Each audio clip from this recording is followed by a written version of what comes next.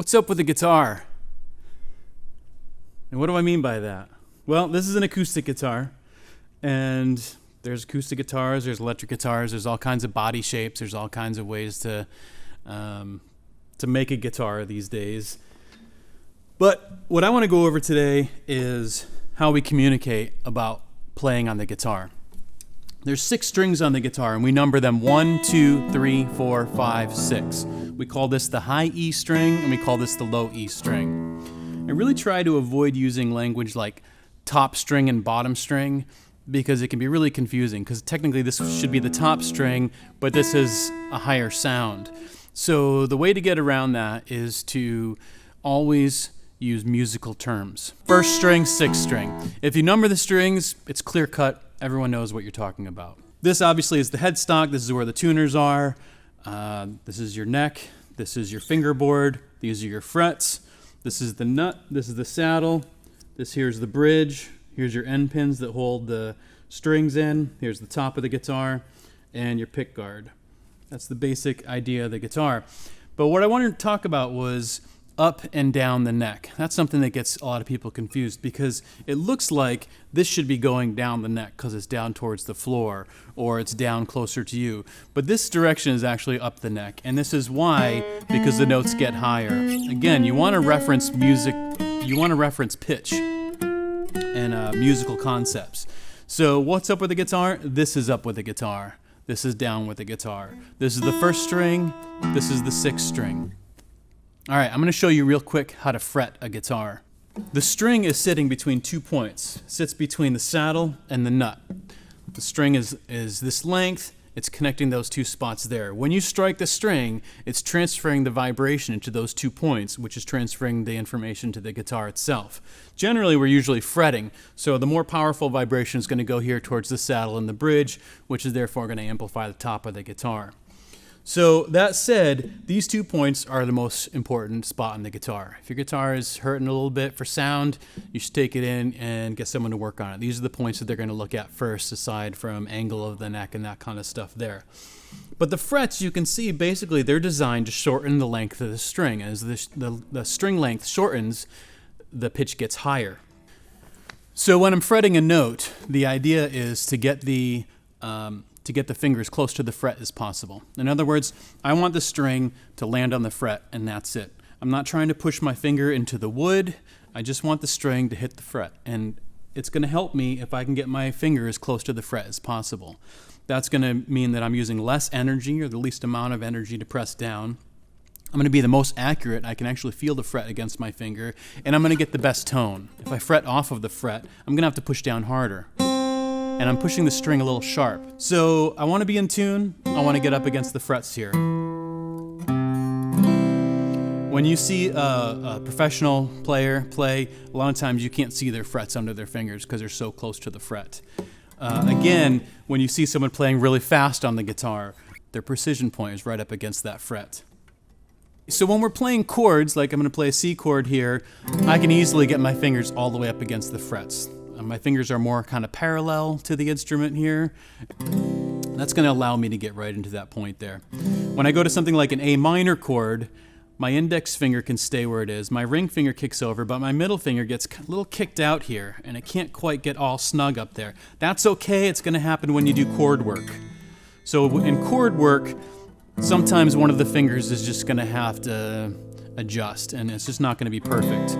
But you can see both these chords here, my wrist angle is relatively steady to the guitar. So it's letting my fingers be parallel to the frets. There's a whole bunch of chords that are going to let me do that. But there's another set of chords where I'm going to have to fret a little bit more diagonally, like the D chord, for instance. So you can see how my fingers are now at this angle here. So I'll go from a D to a C chord. You can see my wrist is turning slightly. If I'm aware of that, I can get my elbow involved and kick my elbow out a little bit for these angled chords. It's going to help me out a lot because already my fingers are in position for the next chord.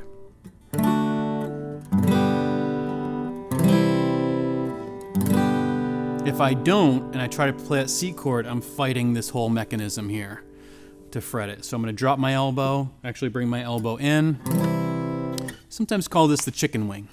Chicken wing out, you get this angle here, you wing in, you do this angle here. If you're playing any kinds of bar chords, your elbow is going to be tucked. And that's how you're going to get this angle here. So those are the two angles of the left hand that can help you out tremendously. That's how to fret notes properly with the least amount of effort and the most amount of tone. Let's do a fretting exercise. We're going to go ahead and come up here to the 5th fret. And what I'm going to do is I'm going to put my index finger on the 6th string, 5th fret, index finger. Then I'm going to go middle finger, ring, and pinky. And I'm just going to let them hang out there. I need to get used to the independence of the muscles here. So I'm going to do that again. Index, middle, ring, and pinky. We can do this exercise down here, but notice how wide the fret spacing is here. I want to just make this easy. We can do this up here as well, but we'll do it at 5. 5, 6, 7, 8. And now I'm pressing lightly into the strings, but I'm going to walk over one at a time and just walk these fingers over. I have to keep the pressure on each finger as I go. But this is just a great way to get the hand and the muscles to agree on what they're doing. 3 fingers need to hold their position, and one of the fingers needs to engage and move over. A couple minutes of this a day, and you'll notice a vast improvement right away. Maybe not right away, but maybe a couple weeks of this. So I'm just tapping through. You can do this with a metronome or not. You can do it with the right hand or not. Doesn't matter. You just want to make it steady. The ultimate goal of music is to play in time. And ultimately, we'd like to play in time with other musicians. So think about your practice sessions should always be in time. You should always have some kind of timing going on. That can be a drum machine, that can be a metronome, that can be one of these apps that has the rhythm stuff. But you always want to be doing it with rhythm because that's going to create good habits for your fingers and your whole body. So try that exercise out there. It's kind of fun. We can also do it linear. In other words, I can go along my 3rd string here, and I can go 1st fret, 2nd fret, 3rd fret, 4th fret. Now I'm going to eyeball that 5th fret and get my index finger there. Then I'm going to walk up the next sequence. I'm going to eyeball the 9th fret and do that from there. Let me do that again. I'm using eye-to-hand coordination here where I'm looking where I want my index finger to go, and then I'm landing the next strings, look where my index finger wants to go. Then I'm going to walk in reverse and just pick them off one at a time. Now this shift is a little more tricky because my little finger is really responsible for this shift. So when I do the descending line, I'm watching the 8th fret there, my little finger is going to land there. Now I'm watching the 4th fret, my little finger is going to land there. And then again, I want to do this in time. 2, 3, 4, 1, 2, 3, 4, 1, 2, 3, 4, 1, 2, 3, 4, 1, 2, 3, 4, 1, 2. Don't worry about the fret sounds. You can work on that later. Sometimes we lift the fingers off a little bit to avoid some of that sound. Some people like that sound. It doesn't really bother me too much as long as it's not too obnoxious. One of the things I want to point out is this little finger. You probably noticed that my little finger isn't doing this, and a lot of players have to suffer with this a lot. And the problem with this is that it's storing tension in the little finger, which means it's storing it in the hand, which means it's storing it up all the way your arm and probably all the way down to your little toe. So that little finger needs to be controlled. We've got to get that to relax in with the rest of the hand. The way I solved that is I would lightly rubber band it against the ring finger, and essentially I taught my little finger how to stay next to my ring finger. And that basically let me control it a little better.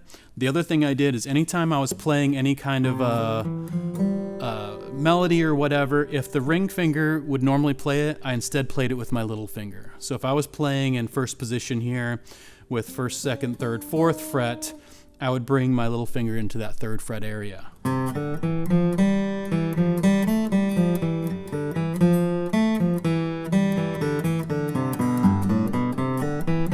So you can see that little finger instead of the ring finger.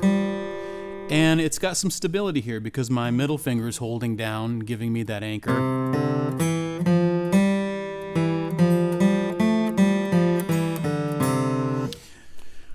A lot of players complain that their little finger is weak you can use those squeezing exercises. You've got those ones that the rock climbers use for their fingers. You can use those kinds of things too. But something I think that a lot of people don't think about is that your little finger is actually, it's connected to all these muscles down here.